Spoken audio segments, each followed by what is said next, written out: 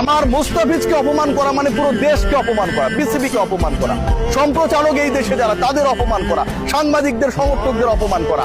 Upcoming IPL এ Bangladesh cricket board এবং সরকারের সিদ্ধান্ত নেওয়া উচিত, যেহেতু বাংলাদেশের ক্রিকেটারকে তারা গ্রহণ করতে রাজি না, সেই টুর্নামেন্ট প্রচার যেন না করা হয় এই Bangladesh.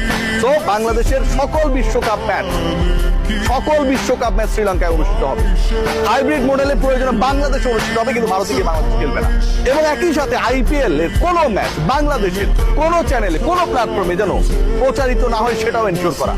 This should be the prime responsibility of Bangladesh government and BCB. Let's see what happen.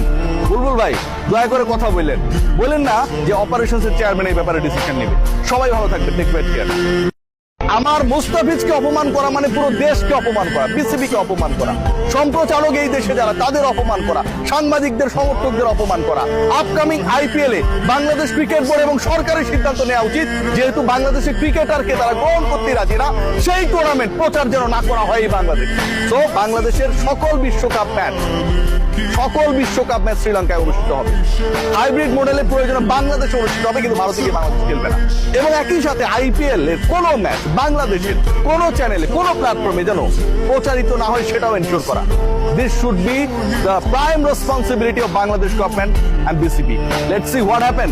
Bulbul ভাই দয়া করে কথা বললেন।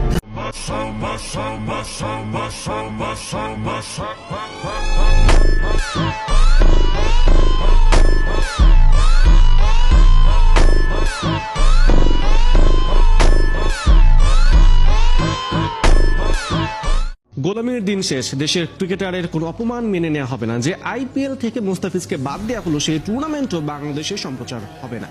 মুস্তাফিজ ইস্যুতে কড়া বার্তা দিলেন যুব ও ক্রীড়া উপদেষ্টা আসিফ নজরুল। উগ্র সাম্প্রদায়িক গোষ্ঠীর কাছে নতি স্বীকার করে মুস্তাফিজুর রহমানকে আইপিএল থেকে বাদ দেওয়ার নিন্দা ও প্রতিবাদ জানিয়েছেন যুব ও ক্রীড়া উপদেষ্টা।